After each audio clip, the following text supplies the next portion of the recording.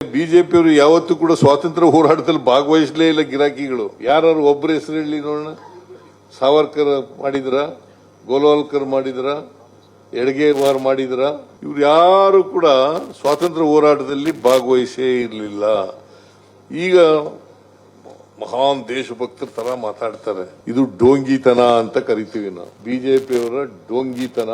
ಅದರಿಂದ ಸ್ವಾತಂತ್ರ್ಯ ತಂದವರು, ಸ್ವಾತಂತ್ರ್ಯ ಹೋರಾಟ ಮಾಡಿದವರು ಕಾಂಗ್ರೆಸ್ನವರೇ ಹೊರತು ಬೇರೆಯವರಲ್ಲ ಅಂತಕ್ಕಂಥ ಮಾತುಗಳನ್ನ ಹೇಳಲಿಕ್ಕೆ ಯಾಕಂದ್ರೆ ನಾನು ಯಾಕೆ ಈ ಮಾತು ಹೇಳ್ತಾ ಇದ್ದೀನಿ ಅಂದ್ರೆ 1925ರಲ್ಲೇ RSS ಪ್ರಾರಂಭ ಆಯ್ತು. ಈಗ 100 ವರ್ಷ ಆಯ್ತು. 1925ರಲ್ಲಿ ಆಗ ಸ್ವಾತಂತ್ರ್ಯ ಹೋರಾಟ ಬಹಳ ಬಿರುಸಾಗಿ ನಡೀತಾ ಇದ್ದಂತ ಕಾಲ 1925.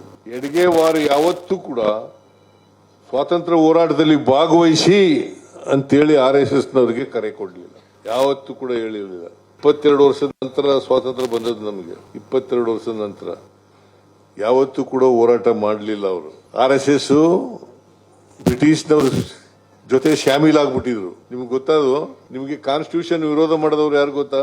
ಕಾನ್ಸ್ಟಿಟ್ಯೂಷನ್ ವಿರೋಧ ಮಾಡಿದವರು ಸಾವರ್ಕರ್, ಗೋಲ್ವಾಲ್ಕರ್. ಸಾವರ್ಕರ್ ಹಿಂದೂ ಮಹಾಸಭಾದ ಅಧ್ಯಕ್ಷ, ಗೋಲ್ವಾಲ್ಕರ್ RSSನ ಅಧ್ಯಕ್ಷ.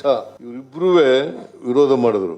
ಸಂವಿಧಾನ ಜಾರಿಗೆ ಬಂತಲ್ಲ, ಸಂವಿಧಾನ ಜಾರಿಗೆ ಬಂದ ತಕ್ಷಣನೇ ವಿರೋಧ ಮಾಡಿದ್ರು. ಸೊ ಅದರಿಂದ ಅವ್ರು ಯಾವತ್ತೂ ಕೂಡ ಸಂವಿಧಾನದ ಪರ ಇರೋರಲ್ಲ, ಸಂವಿಧಾನದ ವಿರೋಧಿಗಳು. ಯಾಕಂತಂದ್ರೆ ಅವರು ಮನುವಾದಿಗಳು, ಅದರಲ್ಲಿ ನಂಬಿಕೆ ಇಟ್ಕೊಂಡಿರ್ತಕ್ಕಂಥವ್ರು, ಚತುರ್ವರ್ಣ ವ್ಯವಸ್ಥೆಯಲ್ಲಿ ನಂಬಿಕೆ ಇಟ್ಕೊಂಡಿರ್ತಕ್ಕಂಥವ್ರು. ಇದನ್ನ ನಾವು ಅರ್ಥ ಮಾಡ್ಕೋಬೇಕಾಗ್ತದೆ. ಇದರ ವಿರುದ್ಧನೇ ದೇಶದ ಒಗ್ಗಟ್ಟಿಗಾಗಿ ಕಾಂಗ್ರೆಸ್ ಹೋರಾಟವನ್ನು ಮಾಡ್ತು, ದೇಶದ ಸ್ವಾತಂತ್ರ್ಯಕ್ಕಾಗಿ ಹೋರಾಟವನ್ನು ಮಾಡ್ತು.